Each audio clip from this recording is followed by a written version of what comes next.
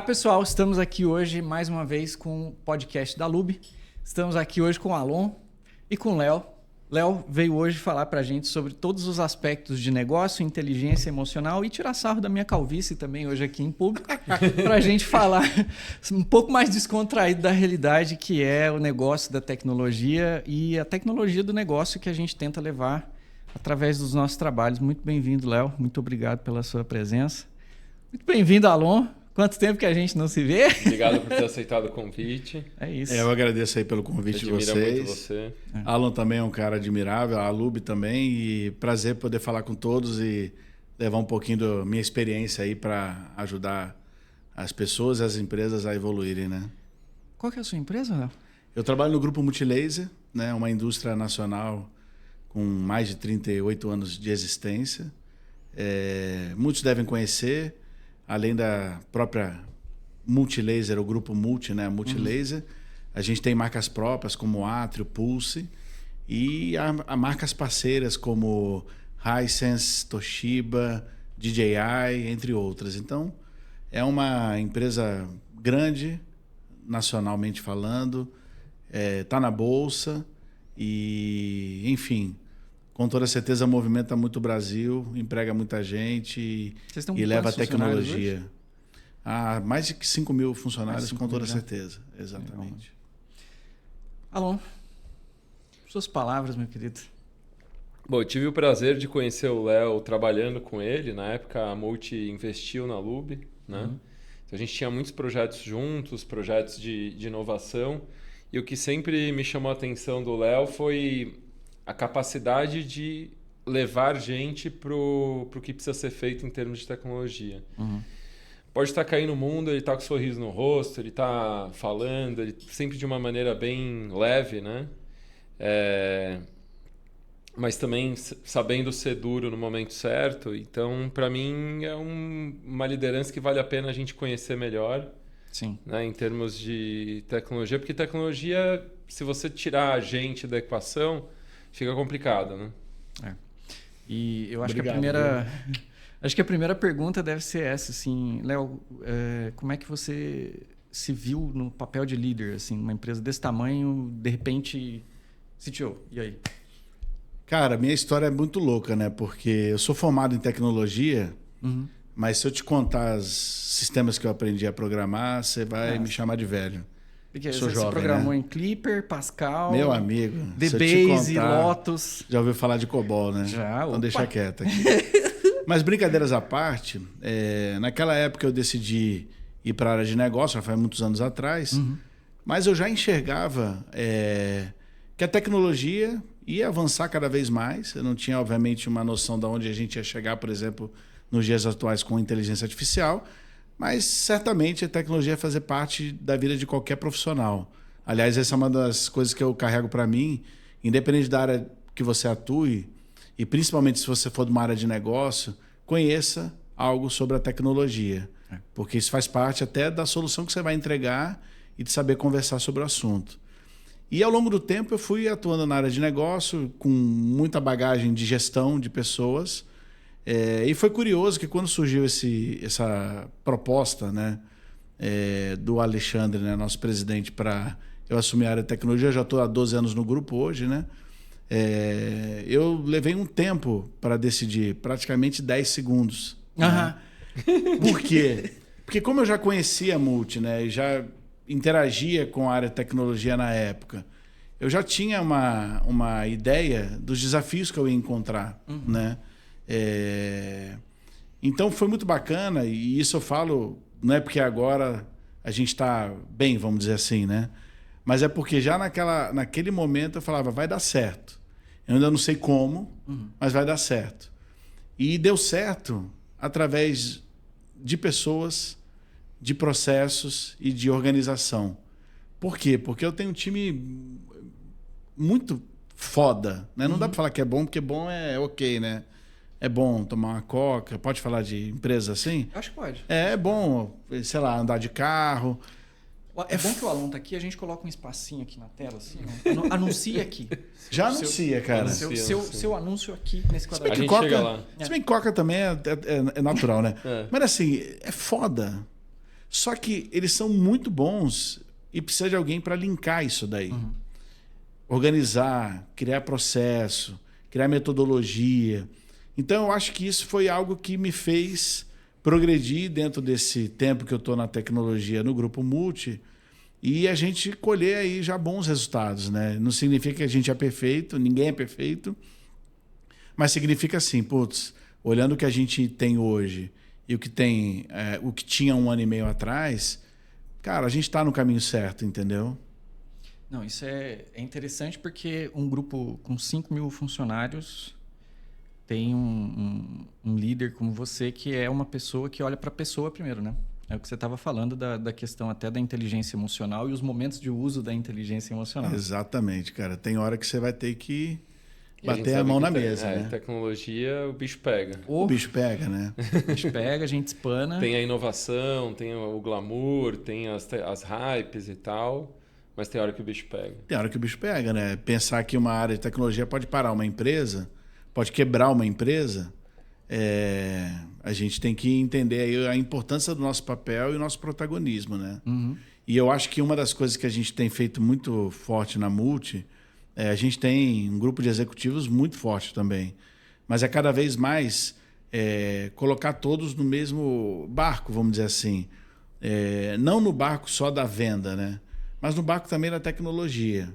Sabendo o quanto a tecnologia é importante para o grupo fazer produto, para o grupo vender, para o grupo atender os clientes, faz com que esse time inteiro esteja engajado em entregar a tecnologia da forma certa, fazer os testes integrados que a gente precisa que sejam feitos, fazer os testes unitários.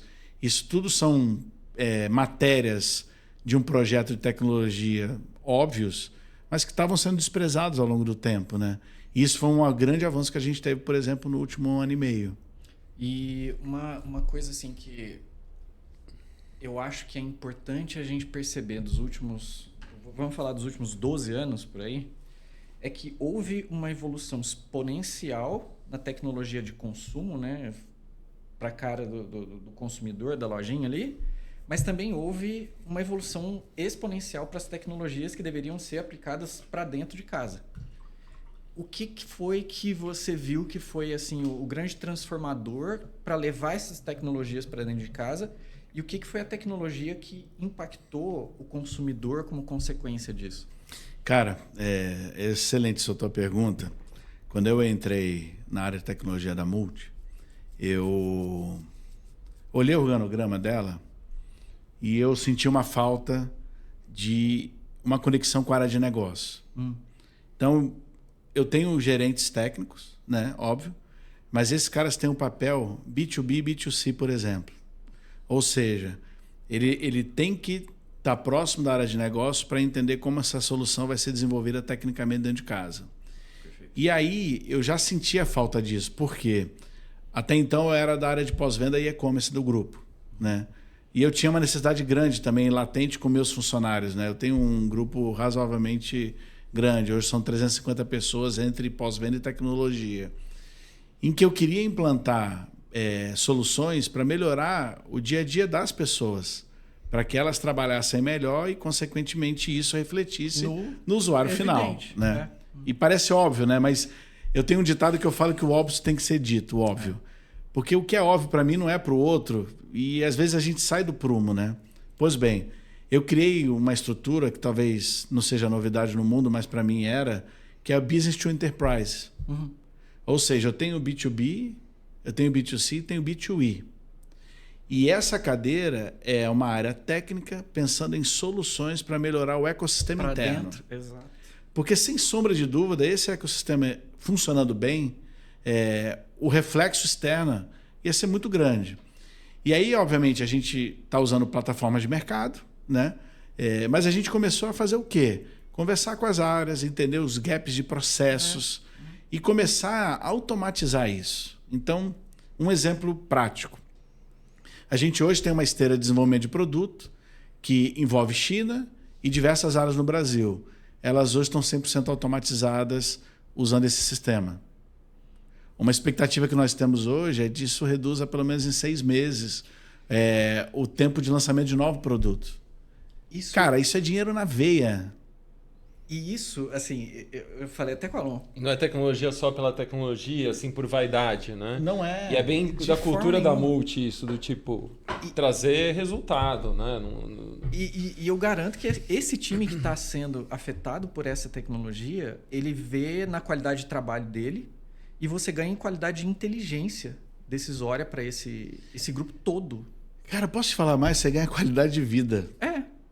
Eu tenho um funcionário meu que sai de férias, ele fala, cara, eu consegui tirar férias. Aí eu olho pra cara dele e falo assim, mas como assim você conseguiu tirar férias? Você não saiu de férias? Não é para tirar férias?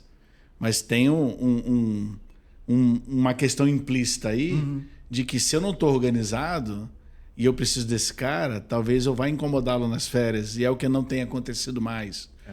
Aí quando eu vou para as áreas, né? A gente sabe que a área de vendas, marketing, produto, elas geralmente movimentam a empresa e está tudo bem nisso. Só que as áreas de back-office, elas precisam também monitorar os seus resultados. Claro. Elas precisam entender o volume de demanda que elas têm. Não para crescer gente, mas para reduzir as demandas e fazer com que o negócio seja mais fluido. Como que eu faço isso sem ter sequer mapeado esse tipo de demanda? E aí eu te pergunto na sequência, qual que é o custo disso em termos humanos e em termos processuais? Cara, o custo é pesado. Por quê? Porque eu não estou falando de dinheiro, eu estou falando de mudar o mindset das pessoas. De, eventualmente, a gente olhar para o time que a gente tem e até mesmo entender se esse time vai estar preparado para essa próxima etapa, né? Eu, enfim, dentro da minha posição, infelizmente não é fácil, né? A gente, às vezes, tem que tomar decisões difíceis. E eu falo para o meu time, a gente honra aqueles que estão conosco no fronte de batalha. Mas a gente precisa prepará-los para estar no próximo step.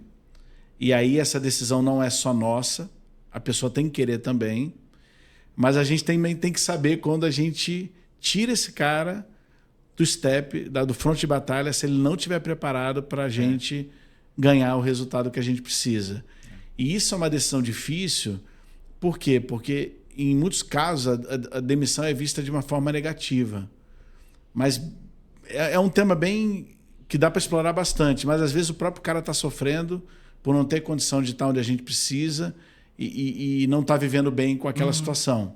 Então, eu também não encaro nenhuma demissão como um caso negativo. Pelo contrário, às vezes eu estou ajudando a pessoa. Mas onde que eu quero chegar? A tecnologia está evoluindo a passos largos, né? Diria eu que as relações humanas não estão evoluindo. Elas estão piorando cada vez mais. E isso passa a ser um skill importante de qualquer profissional, seja qual for, né? Então, a gente vai ter que tomar decisão ruim. Ruim em que sentido? Desconfortável. Desconfortável, é a melhor palavra, desconfortável. Por quê? Porque é fácil mandar o cara que não está entregando embora.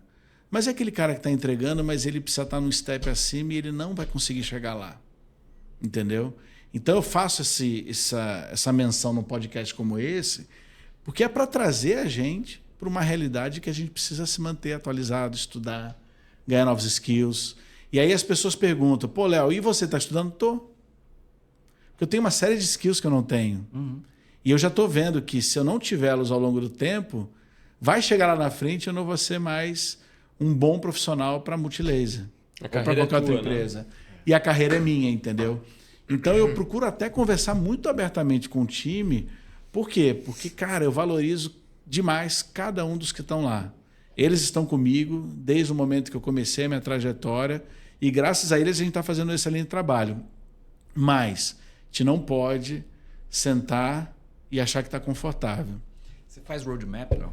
Faço. Precisa, né, cara? Precisa, né? E eu até brinco, assim, porque as pessoas têm que ter um propósito, né? E o propósito é um propósito de vida, é um propósito profissional, e isso envolve até a carreira deles.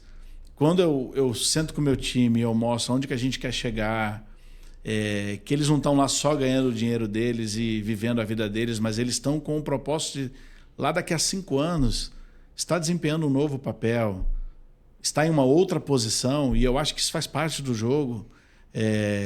Eles enxergam, pelo menos têm enxergado em mim, o valor de que, cara, eu sou muito bom tecnicamente, mas o Léo pode me levar para outro patamar na minha carreira, né? E eu acho que é isso que eu tenho que entregar para eles, né? Eu não vou sentar e fazer código, apesar de já ter discutido lógica de programação, que isso aí eu conheço um pouco. Eu acho que em tecnologia também a aceleração de carreira, às vezes ela é tão ou até mais importante que a remuneração, né? Porque se você acelerar a carreira, você vai ganhar mais por consequência. Exatamente. Quem que é o líder que vai me levar mais rápido? Qual que é o delta mais né, acelerado? Eu acredito demais nisso, Alon. E eu falo muito para a turma lá, cresçam na carreira de vocês de forma segura. Se você quer viver programando o resto da vida, está tudo certo. Você vai ter que estudar tecnicamente e encontrar um caminho para isso. Agora, se não for só isso, né, com toda certeza alguma coisa eu vou poder te ajudar, eu e os meus líderes, né? E a gente tem promovido esse ecossistema que promove as pessoas, que engajam as pessoas, entendeu? Isso eu acho um negócio assim bem bacana. E não é fala do Léo não, tá? Eu tenho indicadores que comprovam isso. Pra isso. A gente fez uma pesquisa de NPS lá e a gente teve um bom resultado. Resultado. Não, muito massa. Seu turno, Alon. E aí? Como é que você vê isso sendo aplicado lá na Lube? Como é que a gente pode trazer essa mentalidade para a Lube? Recentemente eu fiz um post no LinkedIn onde eu coloquei uma pirâmide humana, assim, né? Que muitas vezes eu vejo uma empresa como uma pirâmide humana, né? Todos os elos eles têm que querer subir. Se algum elo tiver travado, ele vai acabar abafando tudo que está embaixo, né? E o que está embaixo vai embora ou vai apodrecer, enfim. Então a gente tem que preparar as pessoas para subir. A gente não pode alimentar lideranças conformes, lideranças paternalistas e tal, que acabam estagnando o time, né? Compartilho desse mindset. Diga. Posso te interromper? Claro. Eu tenho uma história interessante sobre isso. Eventualmente já tive convites para falar um pouco sobre liderança e inovação em outras empresas. E aí, em uma determinada situação, eu participei do evento no final de semana, né? E depois o CEO da empresa veio me falar: e aí, Léo, o que você achou da empresa e tal, não sei o quê, papapá. O que você achou do evento? Enfim, evento maravilhoso. Eu achei bem bacana a condução de todo o conteúdo e tal. E aí ele falou assim: e o que você pode dizer que eu deveria estar... eu deveria ficar atento? Você que é de fora, que você não conhece o dia a dia daqui. Aí eu, por um acaso, eu vou falar a mesma coisa que você está falando. Eu falei assim: olha, uma curiosidade que eu tive foi a quantidade de níveis hierárquicos que você tem na tua empresa. E a cultura da tua empresa é muito baseada no que você inicia lá no topo da pirâmide e você vai descendo. Essa comunicação ela tem que ser muito fluida, porque se isso não chegar na base da pirâmide, você pode ter uma disfuncionalidade grande na tua empresa. E talvez esse seja o grande ponto de atenção. Como ter um nível hierárquico fluido e cada nível sabendo as suas responsabilidades nesse plano de comunicação, de descer a cultura da tua empresa, para garantir que o nível mais básico esteja aderente a isso, fazendo o trabalho deles, obviamente, que é um nível operacional no caso, mas conectado com a tua liderança, com a tua cultura. Porque se você tiver a quebra disso, você pode ter disfuncionalidade ao longo do tempo e isso vai ser prejudicial a você. E aí foi curioso que ele parou, ele olhou para minha cara e ele falou: cara, eu pensava que você fosse falar qualquer coisa, mas isso que você falou foi um presente para mim. E por que eu falo isso, né? Porque é o que eu faço na Multi, né? Eu tenho níveis básicos de operação lá, por exemplo, que é o nível de atendimento de primeira barreira lá. Se esse cara não entender qual é a cultura do presidente da companhia e que eu tenho que refletir isso para baixo, óbvio, filtrando a intensidade disso, como que ele vai garantir, por exemplo, satisfação do meu cliente? Ele tem que viver isso, né? E aí, obviamente, eu tenho um nível hierárquico que compra a minha ideia. Porque se eles não comprarem, eles vão quebrar essa cadeia, eles vão quebrar esse elo, entendeu? E aí ele falou assim, tá bom, mas como que você faz isso? Aí eu dei um exemplo para ele. Eu, no caso, como pós-venda, e tecnologia também, eu atendo ligação do cliente.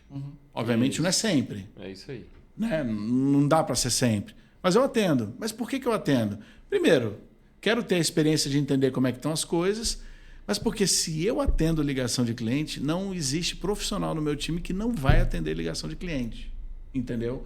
E eu acho que esses são pontos assim que não estão escritos. Isso é muito... Liderança fazedora, né? É. O cara respeita quem faz. O cara respeita quem ele quer ser. Né? Não adianta você falar, não, eu sou um baita gestor, eu tenho KPIs, etc e tal. E, né, coisas gerenciais e ferramentas e tal. E você sabe o que o fulano está fazendo na ponta? Não, olha aqui o relatório. Não funciona. E posso te não falar... motiva, não funciona. E posso te falar assim, é curioso, a forma de olhar é diferente, talvez, não sei. Aí o pessoal de casa vai dizendo, vai dando feedback ao longo do podcast. Mas, por exemplo, eu estava num evento de CX, né, em que me perguntaram sobre isso, por exemplo. E aí eu lembro que eu falei um negócio, eu fiz uma enquete assim, putz, quem tem indicador aí de pós-venda, de atendimento XPTO? E todo mundo levantou a mão. E aí, se você atingiu esse indicador, você está satisfeito? Levanta a mão. Tá.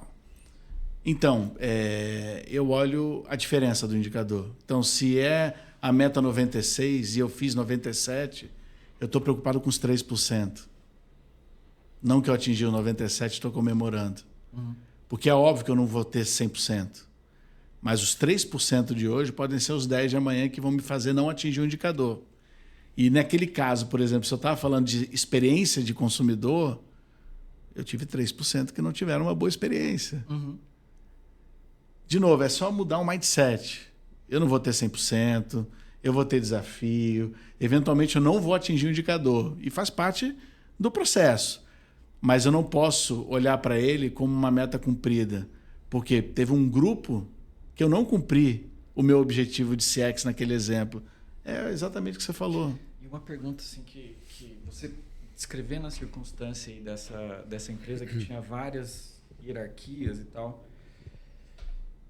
me veio uma frase na cabeça que é aquela do cultura, janta, estratégia. Como que você consegue quebrar esses silos de conhecimento culturais ou acho que a palavra boa para isso é aquela condescendência, né? Que você acomoda o resultado que não está bom, mas também não sabe o que fazer para mandar a galera chegar onde tinha que chegar. Como que você lida com isso, cara? Você tem 5.000 pessoas lá, o que você... O meu caso, eu tenho diretamente um público de 350, né? São 10 heads que cuidam desse time. Olhando para pós-venda, como já estou lá há 12 anos tocando esse projeto, digamos assim que a gente já está com essa cultura bem estabelecida. Pegando a área de tecnologia, que foi a última empreitada, vamos dizer assim, minha. Eu lembro quando eu entrei, estava um caos, né? Por N razões, até divulgados aí no mercado sobre implantação de ERP, e a gente teve muito problema com ele. Eu lembro que eu fiquei um mês falando com todo mundo. O caos correndo solto. O Alexandre lá preocupado, e obviamente tinha as suas razões para isso, até por isso a mudança. E eu falando com todo mundo. Cara, conexão com as pessoas faz uma diferença.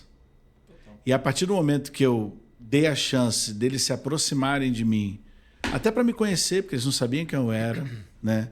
Tinham um pouco de receio do Léo, que era da área de negócio, está na área de tecnologia. Será que ele vai saber tocar isso aqui? Será que ele vai saber entender isso aqui? E aí eu comecei a conversar com eles para mostrar quem eu era, o meu background, e começar a criar conexão. Tá?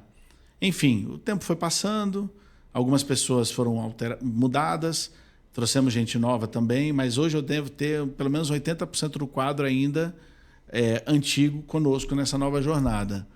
Mas essa conexão me criou a oportunidade de começar a conversar com eles no dia a dia. Então eu até brinco, cara, porque sei lá, se forem puxar lá um relatório da quantidade de horas que eu uso o meu notebook, vai ser um fiasco.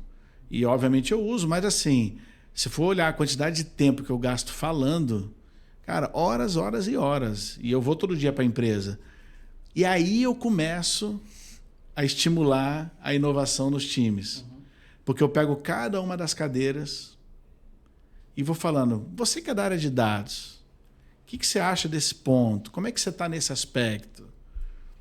E eu começo a gerar uma intenção deles de olhar e buscar esse tipo de conhecimento, entendeu?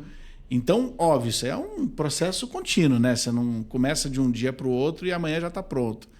Mas conforme o time vai ganhando confiança, porque o maior receio de qualquer profissional é falar, cara, será que eu vou perder meu emprego?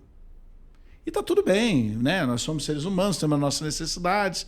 Quem não tem conta para pagar, que atire a primeira pedra. Então o cara fica com esse receio.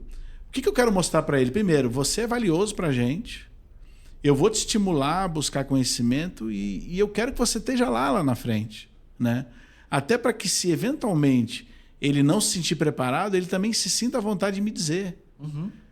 Léo, como assim alguém vai te pedir, vai te falar que quer ser demitido? Não quer ser demitido. Alguém vai te falar que não está pronto para a cadeira que está? Sim. Eu tenho pessoas hoje que saíram da empresa, saíram pela porta da frente dizendo, Léo, não estou preparado para o que você quer. Falei, cara, tá tudo bem. O que eu quero não é para agora, é para daqui a X tempo. Vamos fazer a coisa acontecer? O cara arrumou emprego, ele me avisou, eu já preparei reposição e o cara tá bem, cara. E nos ajuda. Olha que loucura. O cara nos ajuda por quê? Porque não tem aquela relação do tipo, cara, eu tô aqui para te prejudicar ou vice-versa. Então, quando eu crio essa conexão, cara, eu começo a entrar num campo de vida de fazer com que o cara busque inovação, que ele cada vez mais estude. Se aventure, né? Se aventure, por quê? Eu não sou da opinião de que inovar é errar. Tem uma série de coisas que não precisam acontecer de errado numa inovação, né? E eu acho que usar esse mantra faz com que a pessoa banalize o erro. Tá? Então, isso é uma coisa que eu não concordo. Não tem como banalizar o erro. Sim. Tem muitos erros que existem na área de tecnologia que podem ser evitados com método, com teste e tudo mais. Agora, realmente, se você fizer um projeto que não vai ter o resultado que você esperava, isso é um erro aceitável numa inovação, né? Só que a turma ela é boa no que ela faz, então elas conseguem começar a canalizar inovações para coisas que vão dar certo. Porque elas sabem onde a gente vai chegar lá no fim, porque elas estão conectadas ao negócio, entendeu? Então, cara, é um ciclo saudável, na minha opinião, né? E essa... Uma coisa que me chama muita atenção no jeito de operar de vocês é essa mentalidade incremental, inovadora, né? Lembra que a gente foi no CD outra vez, viu aquele drone, que foi um projeto que vocês sensacional, pensaram, né? Ali. Conta um pouco dessas iniciativas de vanguarda, essas coisas que vocês têm feito por lá. Cara, a gente tem várias iniciativas, pegando um gancho dessa de drones, né? A gente tem lá um time logístico muito forte, né? E o diretor logístico nosso, ele trouxe esse projeto. Cara, eu quero fazer inventário via drone e trouxe uma série de informações que por si só já justificariam além da vanguarda, né? Pô, fazer inventário via drone, também, né? Segurança, risco de acidente de trabalho, agilidade, enfim, N coisas, né? E aí o que a gente fez? De novo, né? Ninguém faz nada sozinho. De novo, a área de negócio, logístico, junto com a área de tecnologia, colocando um projeto no ar. A gente falou, cara, isso é bacana, vamos fazer esse negócio junto. E aí, um incremental foi o quê? A gente, quando pegou esse projeto lá no início, tinha-se uma expectativa de colocar ele no ar muito customizado. E isso a gente sabe que, no ponto de vista da tecnologia, é um negócio que te amarra para ter que manter isso vivo ao longo do tempo, atualizado e tudo mais. E aí houve um trabalho muito forte de engenharia, né? De sistemas, e a engenharia de arquitetura, né? Principalmente no nosso RP. Para quê? Para a gente fazer uma implementação, cara, limpa, que é uma implementação limpa, né? Sem customização fluida dentro do nosso RP. Inclusive, a gente foi convidado para apresentar esse nosso case no evento mundial da empresa que é responsável pelo nosso RP, por exemplo. E, obviamente, foi disruptivo, né? Porque hoje os inventários dos galpões da Multi são feitos via drone, né? Obviamente, ele é pilotado, né? Mas o tempo de inventariar um produto, a forma como esses logs que são capturados no drone, ou usando a inteligência artificial, eles vão para o nosso RP, fazem contagem, recontagem e geram status de pontos de atenção para fazer eventualmente uma contagem manual. Cara, é fluido de tal forma que a gente hoje faz inventário sem ter que parar a operação. Naquele que a gente visitou lá, eram quantas mil estantes mesmo? Cara, é gigantesco, cara. Brutal. É gigantesco, né? Depois tem o Mercury, né? O sistema de venda. Eles têm muita tecnologia interna, assim. Cara, eu estava até comentando aqui no aquecimento do podcast, né?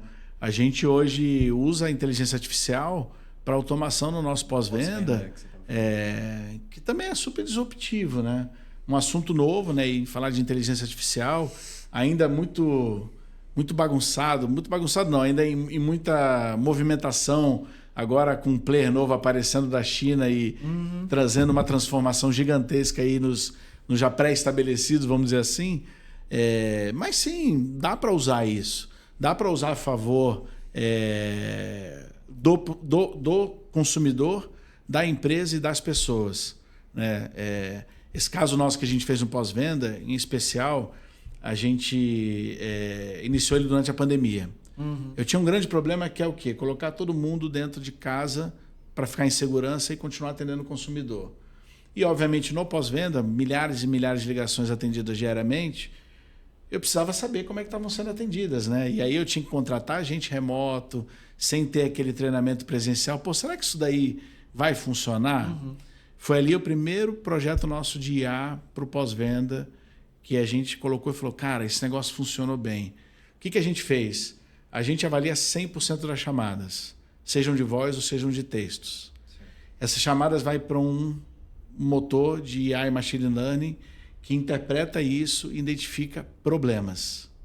Quais problemas? N problemas que estão lá devidamente tratados na plataforma. Com esse problema identificado, um time meu de segundo nível liga em até 2 horas para o consumidor para resolver o problema dele. E aí os consumidores começaram a ficar assustados, porque eles tinham acabado de falar com um time de atendimento, não estavam satisfeitos, e isso acontece lá na Multilaser também. E aí, daqui a 2 horas, ele recebeu uma ligação nossa de uma área de qualidade, e ele falava, não, mas eu não estou satisfeito com vocês. A gente falava, a gente sabe disso, por isso que nós estamos ligando, para poder resolver o seu problema agora. Final a conclusão da ligação, qual que era? Não prejudica o atendente, que ele não tem culpa. Não, a gente não está aqui para prejudicar o atendente. A gente está aqui para resolver o teu problema e ajudar o atendente a melhorar. Cara, você acha que eu acabei aqui? Óbvio que não. Eu comecei a pegar problema dos atendentes dentro das suas casas. É isso. E era mãe apanhando do padrasto, era gente com criança dentro de casa que não conseguia estudar, gente com problemas diversos, em que entender o sentimento da transcrição gerava alertas. Você tem problema aqui. Como é que eu trato isso? Criamos uma estrutura dos nossos líderes. Aí, de novo, né? Lembra daquele negócio da cultura? Para chamar esse cara e falar, posso falar com você? Cara, é assustador, eu fico arrepiado. Por quê? Como é que eu quero promover qualidade no trabalho para que o consumidor perceba lá na ponta se nem o meu atendente está bem? E assim, você tem um histórico agora do ganho de qualidade de vida dessas pessoas como consequência da qualidade no trabalho dessas pessoas. Você entendeu? Cruzando da de RH. É sensacional, cara. Eu fico arrepiado aqui, sem brincadeira. Eu tenho pais que são professores, se aposentaram professores, e Eles têm a anedota equivalente que era essa, assim, o aluno que ia mal geralmente tinha problemas em casa. Eles falavam que o filho representava, era o resumo do problema que os pais tinham em casa. Eu acho que uma das coisas que a gente pega agora com a inteligência artificial, com análise de sentimento, reconhecimento facial, tudo isso é a responsabilidade nossa saber lidar com os insights que a gente vai ter com isso. E não são só insights bonitos, né? Como você tem percebido. Né? É impressionante. Caramba. Seu turno, doutor Alão. Pensar aqui. Eu falo bastante, viu? Não, cara, tá interessante pra caramba. Uma coisa que me chama muita atenção na cultura da Multi, né? É o ego zero, né? O líder ego zero. Qual que é o ganho para uma equipe, né, quando ela tem pouco ego? Ego zero não existe, né? Mas quando o ego tem pouca influência nas interações do dia a dia. Como que você vivencia isso? É aquilo que você falou, ego zero não existe, né? Não existe, né? Faz parte do ser humano. O segredo, de novo, é gerenciar o ego, né? E talvez eu vou responder essa tua pergunta primeiro com um exemplo, né? Eu lembro que ainda antes de estar na área de tecnologia, eu cuidava da área de e-commerce da empresa. Tanto comercialmente falando, quanto tecnologicamente também. A gente andava meio que em paralelo com a TI da Multi na época. E eu lembro que eu fiz uma reunião com o meu time, que tinha negócios e técnico na época, e que eu estava batendo num projeto que já estava no ar, mas não estava legal, né?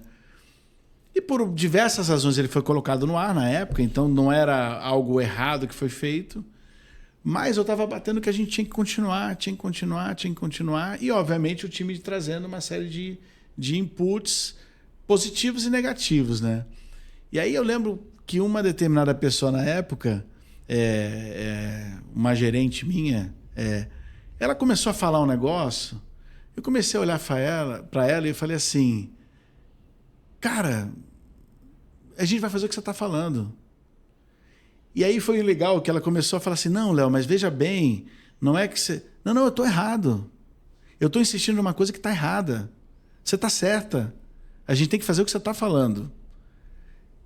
É um exemplo de como não deixar o ego tomar decisões. E, de novo, se eu tomo uma decisão de falar isso para ela, eu estou errado... Você está certa, eu não posso deixar que a minha opinião prevaleça sobre o que é o certo, né? Quem fará isso na equipe? Entendeu? E não é que é fácil, né? Porque as pessoas têm o seu ponto de vista. Mas, quando eu começo a promover esse tipo de decisão de deixar os caras que sabem do negócio falar sobre o tema, e se eles estiverem certo, dar voz a eles, cara... eu começo a quebrar esse egocentrismo, né? E isso desencadeia uma série de coisas que é o quê? Essa pessoa se sente empoderada. É lógico. Ela vai querer estudar mais para poder continuar entregando valor. Ela vai conseguir trabalhar em sinergia melhor com o time. Então, hoje, não ter o ego ou trabalhar para reduzir o ego faz com que o meu time cada vez mais esteja integrado. Cara, não existe um projeto de TI que não tenha squads integradas. Não existe, né? Se eu for olhar a entrega de uma determinada etapa, ok, mas e se eu for olhar a solução início ao fim? E aí, quando eu começo a promover isso é bacana. E aí, só para concluir, que a parte difícil disso é quando eles não entram em sinergia, né? Que aí eu falo, vocês devem me chamar para isso, né? Aí, de novo, né? Qual é o funcionário que quer, na frente do seu chefe, ser, entre aspas, contrariado? Ninguém, né? O que eu mostrei para eles? Cara, eu não estou indo contra você. Eu só estou te ajudando a ponderar o teu pensamento para pensar melhor na próxima vez. Então, tira questões emocionais e pessoais dessa conversa. Eu não estou aqui marcando um X porque você estava com uma posição que eu não concordo, junto com o colegiado, obviamente, e pensa que isso é uma forma de eu te capacitar para na próxima você tomar uma melhor decisão. Eu acho que não é nem questão de ego a palavra, é questão da vaidade. Vaidade. Por quê? Quando você tem essa autoridade baseada no silo que eu esteja protegendo, qualquer que ele seja ali, a pessoa, quando se vê contrariada, ela tem um desafio da autoridade que ela não sabe lidar porque ela acha que ela vai perder pro resto ali.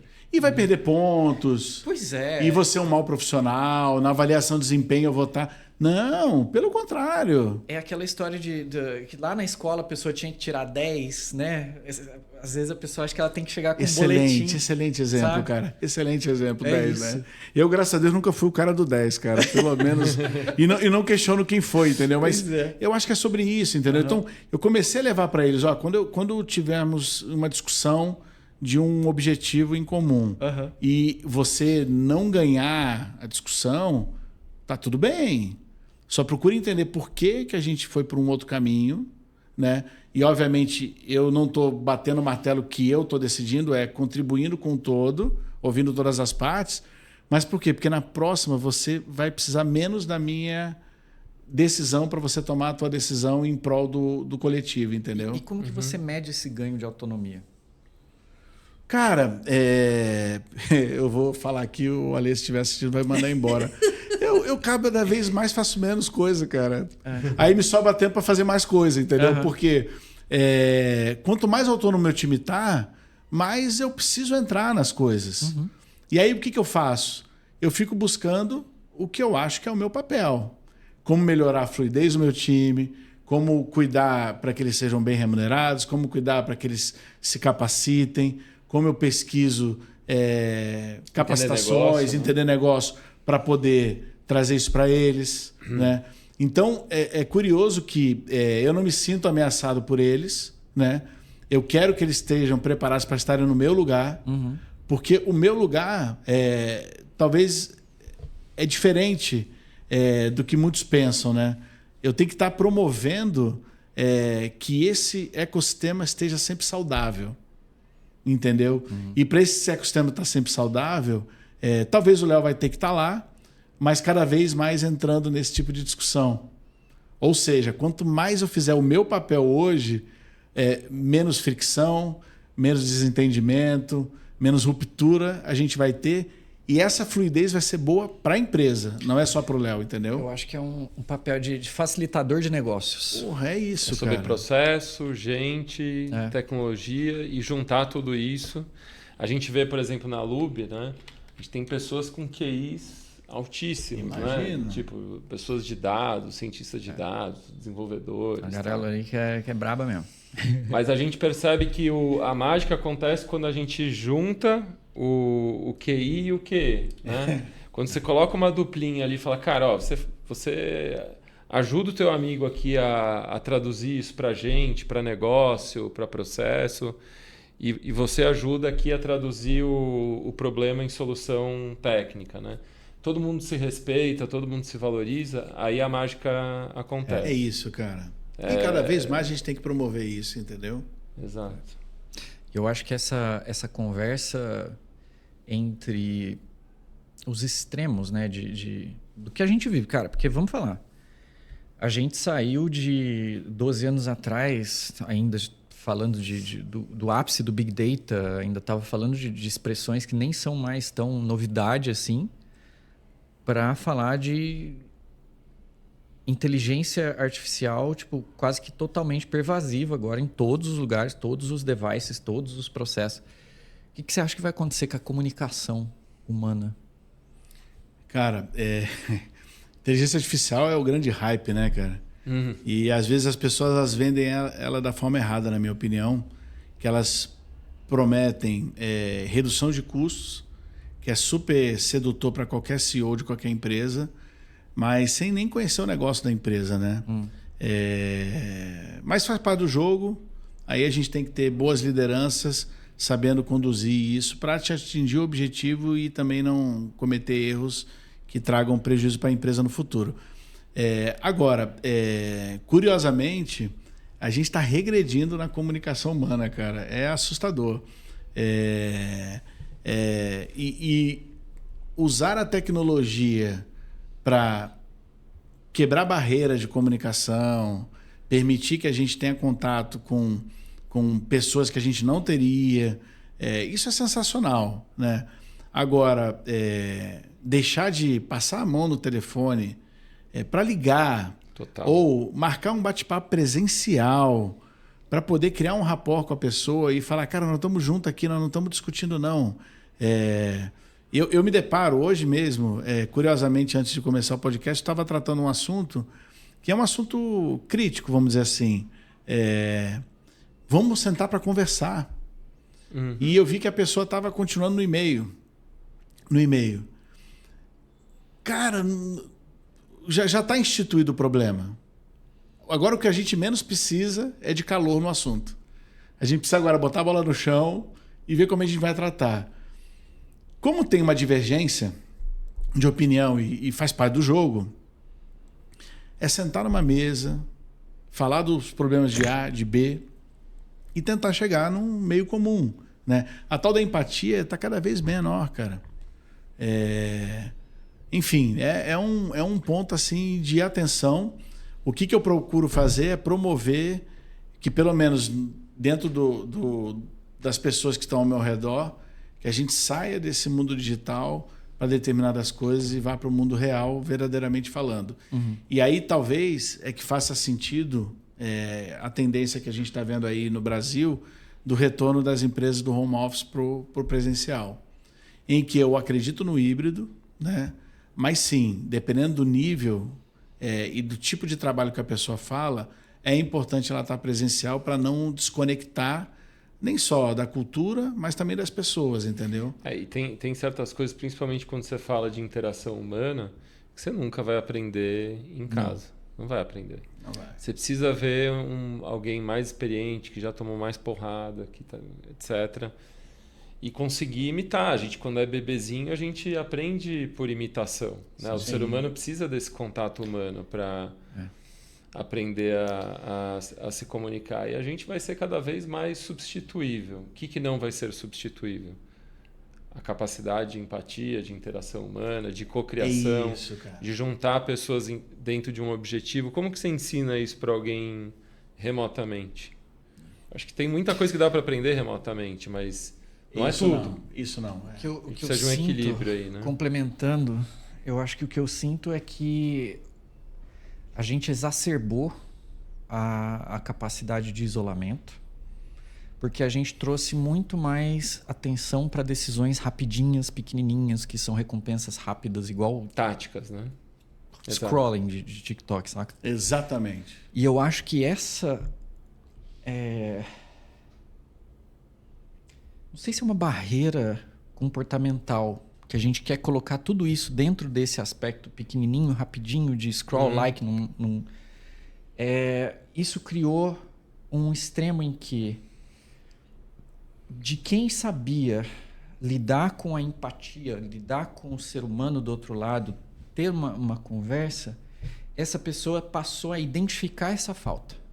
Isso existe, é necessário ter o contato humano, falando com o CEO, com o CTO, que são de tecnologia, e a gente sabe, a gente percebe objetivamente que essa falta de contato humano, né, do calor ali, tem consequências. Opa! E de outro lado, a gente também vê as pessoas que têm, não necessariamente a vaidade, mas a necessidade de ter o controle, elas se sentiram desconectadas do pool de controle dela ali.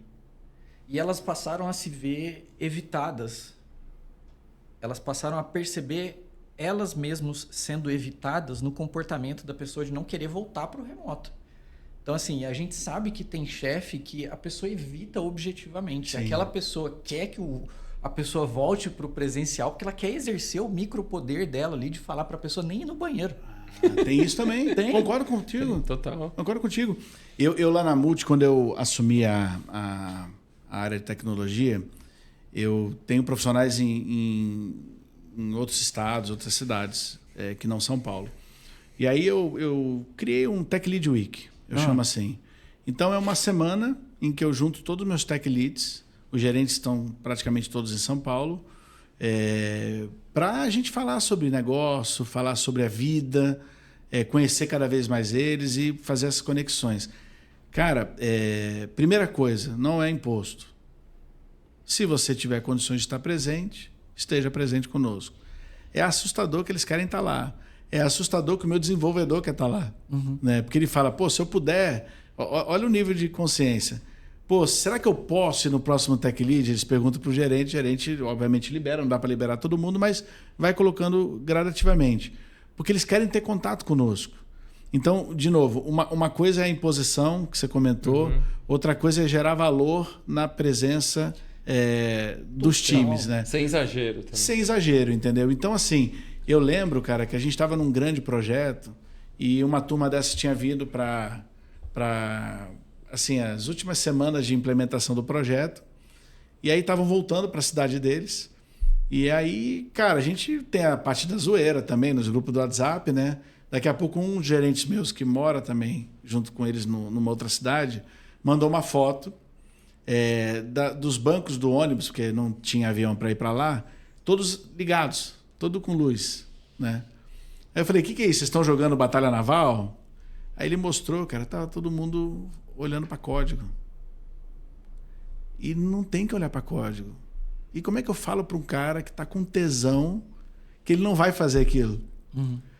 De novo, não tinha obrigação nenhuma. Durmam, né? Viajem tranquilo, cheguem em suas casas no sábado. É que eu acho que quem é desenvolvedor, o código é uma brincadeira. É uma brincadeira. O cara ama isso. E o tesão do cara em estar inserido num projeto, o cara tava lá, cara. E aí, amor, né? Eu olho isso e falo assim, porra, o que mais que eu quero, né? Eu brinco com o time, né? Quem nunca teve uma discussão desnecessária com a sua esposa ou seu marido, baseado em uma escrita mal feita no WhatsApp, que atire a primeira pedra, cara. Então, só por si só, cara, a gente tem que promover mais o contato humano, entendeu? Eu vou fazer mais uma... Eu acho que eu sou bom em analogias, mas assim, o contexto é o valor. Todo mundo gostava da aula de educação física, todo mundo gostava de ir para o parque. Ali tinha gente junto. Sim. Então, num evento desse, que o dev está ali com pessoas que sabe que vai sair dali, ele vê o dia do presencial diferente. É diferente. E tá tudo bem ele ficar em tudo casa, bem. que é onde ele produz, e eventualmente ele vai produzir à noite. Tá tudo bem, não é esse o ponto. Mas é enxergar que eles estão valorizando esse movimento, entendeu? Eu acho que é necessário a gente falar não só da questão do presencial versus o remoto, mas o valor do contexto aí. Sim. Porque quando eu vou para a Lua, eu já falei para o aluno várias vezes, cara, se é para eu produzir, me larga no meu quarto. Porque lá você não vai ficar... Não. Você vai circular, né? Eu vou circular, eu penso, eu levanto, eu tenho meus cachorros, eu pinto, eu toco violão, eu preciso de vários estímulos, assim, porque eu sou autista mesmo, eu preciso fazer isso. E faz parte do jogo, faz cara. Faz parte. Mas quando eu vou lá para a Lube, se eu me der um contexto diferente pro meu dia, a coisa flui. Então eu vou lá, eu vou sabendo que eu não vou fazer as coisas que eu estava fazendo no meu quarto, mas eu vou fazer outras coisas. Outras coisas que são tão importantes quanto. Né? Talvez numa intensidade menor, numa frequência menor, mas tão importante quanto. E aí que a gente aprende, talvez, ou reaprende, né, o valor desse convívio sustentado. Porque o insustentável a gente já tinha, né? Sim. Que é essa coisa do microgerenciamento, da pressão infinita, do burnout. Então, essa questão do microgerenciamento, para mim, é curiosíssimo, cara. Eu vejo vários liderados reclamando que o chefe microgerencia e, eventualmente, eles não estão errados. E eu vejo vários executivos microgerenciando. Né? E é curioso olhar para isso porque... será que eu tenho que microgerenciar ou será que eu tenho que preparar meu time para eu não precisar microgerenciá-los? Será que o microgerenciamento é uma zona de conforto, de realização de tarefas e garantia de que elas estão sendo executadas ou não? Olha só. É pesado isso aqui, pesado. né? É pesado e talvez... E imagina a cabeça do líder microgerenciador atrelando o valor dele à capacidade de executar aquelas tarefas que ele pede para o time fazer. E, mais uma vez, esse é um ponto que colabora com essa conversa que a gente está tendo aqui. Se eu estou num topo da pirâmide, vamos dizer assim, eu começar a microgerenciar meu time, eu estou tirando deles a oportunidade de aprender a como eles microgerenciarem o time deles. Mas não é porque eu quero que eles microgerenciem, eu quero que essa cascata vá descendo de forma a eles, ao longo dos dias, perceberem que eles não estão mais microgerenciando. E talvez essa seja a loucura. Por quê? Vai ter um momento, lá no início, que eventualmente você vai ter que ser um pouco mais... bater bumbo, vamos dizer assim. Eu vou ter que olhar um pouco mais a atividade. Por quê? Porque eu não estou me prendendo na atividade em si, eu estou me prendendo na capacidade do meu líder de acompanhar as suas demandas e garantir as suas entregas. Só que tem um determinado momento que eu começo a enxergar que esse cara já está andando sozinho. Mas eu não acho que isso seja microgerenciamento. Isso é o fine-tuning da coisa. Mas esse é o ponto. Tem muita gente que confunde e acha que isso tem que existir pro resto da vida. Não. E não. Aí não dá. Isso tem um momento lá naquele D0, né? O Alan comentou sobre os bebês, né? Que aprendem copiando. Em que talvez eu vou ensinar ele a andar ou vou garantir que ele saiba andar sozinho para eu parar de fazer isso e deixar ele seguir. E vai ter um momento que eu vou chegar para ele, cara, para de microgerenciar o teu gestor próximo. Por quê? Porque você tem que fazer com que ele esteja aderente a essa cultura, porque aí talvez ele, se tiver um time de operações embaixo, aí ele vai ter que controlar KPIs, vai ter que controlar a execução da atividade, tudo bem. Que aí são os níveis hierárquicos de uma empresa. Mas isso é uma loucura, cara, porque... quantas e quantas vezes, talvez, eu não sei, né? Aí quem estiver assistindo que passou pela minha trajetória profissional, me diga. Eu talvez já tenha sido crucificado por pensar desse jeito. Não, porque o Léo não faz isso que todos nós fazemos. Tá bom, mas quem disse que microgerenciar é o certo no nível executivo, no nível estratégico? Como que eu garanto que a cultura desça se eu não tenho a condição de chegar para o meu nível abaixo e falar... Olha, como eu entendo que você tem que trabalhar. Entendeu? E aí acompanhar, mas chegar a hora que eu falo, cara, segue que você já está bem assim. Ele já vai saber, porque ele já vai ver o resultado colhendo e ele começar a fazer com o nível abaixo e gradativamente, entendeu? Eu acho que é uma questão da nossa capacidade como líder de fazer a visão daquilo que a gente quer que aconteça ser traduzida no comportamento diário da equipe. É isso aí. É um enforcement, mas não é um enforcement de ficar pegando na... O que eu entendo que é o microgerenciamento, né? É a questão de ficar pegando na mão da pessoa e cobrando ela por um resultado que tem que ser igual ao meu. É a professora segurando para fazer o O ali e ela acha que... E o gerente acha que ele tem que fazer aquilo ali ser o trabalho dele. E não é. Acompanhar a atividade. Fez isso, fez aquilo. Cara, pelo amor de Deus, né? Eu tenho uma frase, eu tenho algumas frases que eu costumo comentar e uma delas é assim, a gente quer que as pessoas sejam responsáveis, mas a gente não dá a chance delas terem responsabilidades. Perfeito. Cara, como que eu quero que o meu líder seja responsável por algo se eu não dou a capacidade de ser responsável? E aí não é microgerenciar, é acompanhar, dar o feedback que você precisa... E a hora que você se sente seguro de que ele entendeu e estamos conectados, seguir em frente. Quantas e quantas entrevistas e desligamentos que eu fiz junto com meus liderados? Eu não sei se ele sabe desligar alguém. Será que ele sabe fazer um desligamento? A partir do momento que eu comecei a fazer e comecei a perceber, puta, ele tem uma conduta bacana, eu comecei a soltar, porque eu tenho outras coisas para fazer. Mas com certeza aquilo ele não vai perder ao longo do tempo. Então, esse é um tema importante, porque a velocidade que o mundo está mudando, ele requer a gente preparar os nossos times para dentro da mesma cultura, dentro do mesmo modelo de gestão, conseguirem fazer os seus trabalhos sem perder tempo, sem desperdiçar tempo com coisas inúteis. Microgerenciar, para mim, é algo inútil. Claramente. E perdão se eu incomodei alguém, mas... Não me disseram que não era para vir para cá para não incomodar ninguém, né? Mas é porque eu acredito nisso. E não tem nada a ver com largar as pessoas, pelo contrário. É fazer a coisa da forma certa e preparar teu cara para ele estar na tua posição algum dia. Se eu tiver isso como uma certeza, eu não vou ter medo de fazer com que esse cara faça o que eu faria. Pelo contrário, eu quero promover isso nele, porque ele vai ganhar autonomia, ele vai ganhar fluidez, as coisas vão funcionar muito mais rápidas.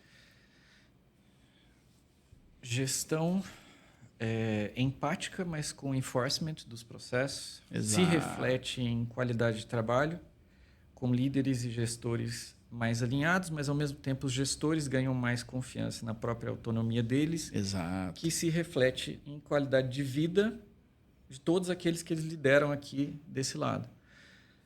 E a presença no grupo, ela precisa ter o propósito para que ela tenha valor. Então, com isso, eu acho que a gente envelopa essa primeira conversa, que eu quero te trazer de novo para a gente continuar isso. Mas, assim, eu acho que é uma lição espetacular da conversa de hoje, é essa visão de bom, cascata de processos e como isso se reflete lá na qualidade de vida das pessoas que estão na Multi. Tenho certeza que tem muita coisa ainda que a gente vai encontrar pelo caminho, tanto para melhorar, quanto para refazer, quanto para implementar de novo. E eu agradeço, Léo, aí, a troca da experiência. Uma oportunidade muito boa de conversar contigo. Volte, por favor. Obrigado, cara. Prazer estar aqui falar com vocês. De novo, eu acredito que o que eu falo não tem certo ou errado, é só o meu ponto de vista. Mas eu procuro dar exemplos que é para as pessoas entenderem que tudo que eu falei eu vivi na pele, né? E se eu puder concluir com uma frase, né? Por favor. Sejamos generosos, né? O mundo precisa de mais generosidade. Eu estar onde eu estou hoje, com toda certeza eu contei com muitas pessoas ao longo da minha carreira que foram generosos comigo. Talvez alguns até nem tanto, mas faz parte do jogo, a gente também aprende. Mas quando eu falo de inovação, quando eu falo de cultura, quando eu falo de pessoas, vamos ser generosos com elas, né? Não sejamos generosos apenas com quem tem a maior patente ou quem está no mesmo nível hierárquico que eu, porque o mundo volta, né? Ele volta para você e de uma certa forma eu acho que uma das missões que eu tenho na minha vida é mover as pessoas que estão à minha volta de alguma forma, positivamente. Então, eu tenho pensado muito nisso ao longo dos últimos anos. Por quê? Porque isso cria uma... Eu não sei como é que eu posso dizer, mas uma verdade, né? E com toda certeza, muito do que eu recebo hoje de coisas positivas vem disso, né? Da gente promover a generosidade e ajudar o próximo de verdade, entendeu? Deixando de lado o ego, deixando de lado poder, né? E óbvio, talvez o que eu estou falando aqui não vai se encaixar para muitos que acreditam que o poder é tudo. Tá tudo certo, mas eu tenho experimentado, eu tenho tido gratas surpresas, então eu recomendo para quem quer crescer aí como gestor na carreira, que pense assim ou exercite isso. Excelente. Sem mais palavras para acrescentar, até o próximo episódio, pessoal. Obrigado. Tamo junto. Obrigado. Obrigado, cara.